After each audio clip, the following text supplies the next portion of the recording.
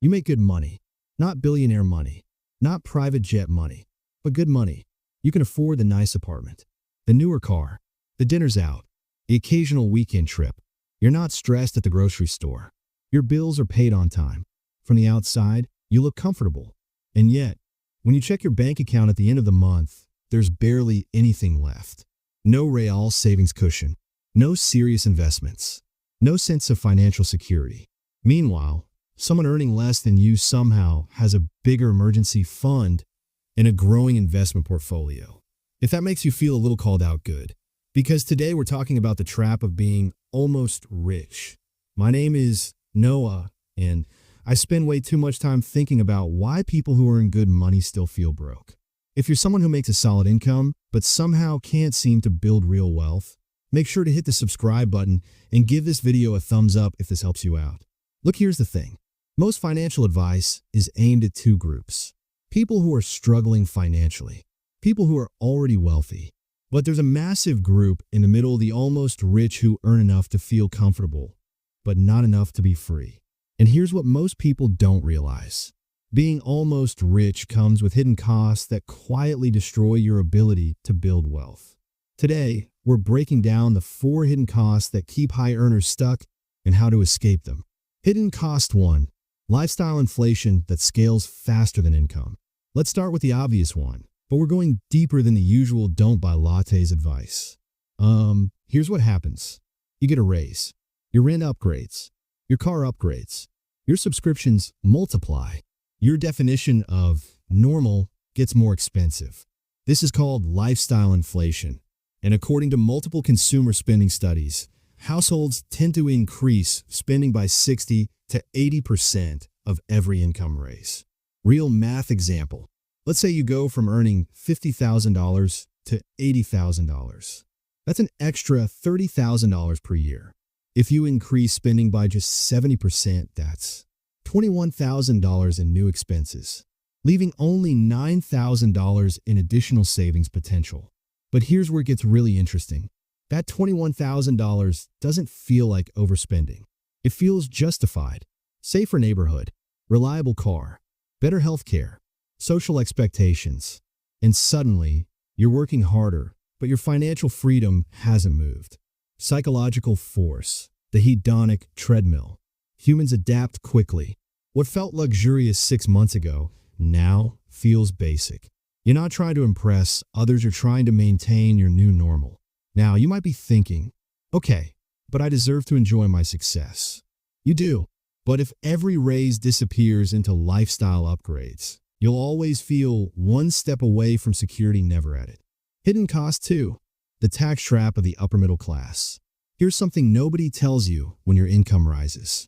The biggest jump in taxes isn't when you become rich. It's when you become almost rich. Why? Because true wealthy individuals earn through investments, capital gains, business structures, tax optimization strategies. Meanwhile, almost rich earners rely on salary income, which is taxed the highest. Example, simplified. Let's compare. Person A, salary earner. Income, $120,000. Effective tax rate, 25-30%. After-tax income, $85,000. Person B, asset owner. Income, $120,000 via investments. Effective tax rate, 15-20%. After-tax income, $100,000 plus. Same income, completely different outcomes. Here's what most people don't realize. If you rely only on earned income, the system quietly limits how fast you can build wealth. Psychological force, the I'm doing well enough illusion. You feel successful because your gross income is high, but wealth is built on after-tax, invested money, not paychecks. Hidden cost 3, social pressure spending. Look, nobody admits this, but it's real. When you're almost rich, your social circle changes. Weddings get more expensive. Vacations become international. Dining out becomes the default. Gifts escalate. Splitting the bill gets awkward. You're no longer comparing yourself to the average person. You're comparing yourself to your peers. Eye-opening statistic. A study on social spending behavior found that people increase discretionary spending by up to 40% when surrounded by higher income peers. Not because they want to show off, but because they want to belong. Relatable example. You're invited to a destination wedding. Cost breakdown. Flight, $700. Hotel, $900. Outfit and gift, $300. Activities, $400. Total, $2,300 for one weekend. Multiply that by 3 to 4 events a year, and that's a down payment quietly disappearing. Psychological force, belonging, budget. Humans fear social exclusion more than financial stress. This is where it gets really interesting. You're not trying to impress people. You're trying to avoid feeling left behind. Hidden cost 4. The comfort zone that kills wealth. This one is subtle and dangerous. Being almost rich feels safe. You're not desperate enough to change. Not uncomfortable enough to rethink habits. Not wealthy enough to relax. You're in financial limbo. The comfort trap. When you're struggling, you optimize every dollar. When you're wealthy, your money works for you. When you're almost rich, you coast. You assume, I'll start investing seriously later. I'll save more next year. I'm doing better than most people. And years pass. The real cost, lost time. Let's do the math. If you invest $500 per month starting at age 25 with a 7% return, age 65, $1.2 million. If you wait until 35, age 65, $566,000. Waiting 10 years costs you over $600,000. Here's what most people don't realize. Being comfortable delays urgency.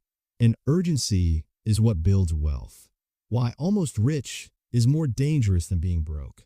This might sound harsh, but look, if you're broke, you know you need to change. If you're almost rich, you think you're fine. That illusion can cost you decades. How to escape the almost rich trap. All right, let's talk solutions. Because awareness without action doesn't change anything. Step 1. Freeze your lifestyle at 70% of your income growth. Rule. For every raise, save or invest at least 30 to 50% of the increase. Example, raise plus $1,000/month. Invest $400. Spend $600. You still upgrade your life, but your future upgrades faster. Step 2, shift from earned income to owned income. Start building income streams that aren't tied to your time. Index fund investing, dividend stocks, side businesses, digital products, rental property, if viable. Even small asset income changes your tax efficiency and wealth trajectory. Step 3, create a social spending budget. Instead of reacting to invitations, plan for them. Set a yearly cap. Example, $3,000 per year for events and travel. Now you choose intentionally, not emotionally. Step 4, automate wealth before lifestyle. Here's a simple rule. Invest first. Spend what's left. Automation removes willpower from the equation. Story, the two friends. Let me tell you about two friends, same salary, same city. Ollie upgraded everything with every raise. Luxury apartment, new car, frequent trips. At 40, savings, minimal. Stress, high. Hassan kept his lifestyle stable for 10 years. Invested raises. Avoided social pressure spending. At 40, net worth, $650,000. Options, flexible career, lower stress. The difference wasn't income. It was hidden costs. Here's the truth nobody tells you. Wealth isn't built when you feel rich. It's built when you resist feeling rich. This is where it gets really interesting. The goal isn't to look wealthy. It's to become financially unshakable. If this video made you rethink how you're handling your income, share it with someone who's doing well financially, but still feels stuck. And before you go, ask yourself one question. Are you building wealth or just upgrading your lifestyle? Because the difference between almost rich and truly wealthy isn't how much you earn. It's what you keep, what you invest, and the hidden costs you refuse to pay. I'll see you in the next one.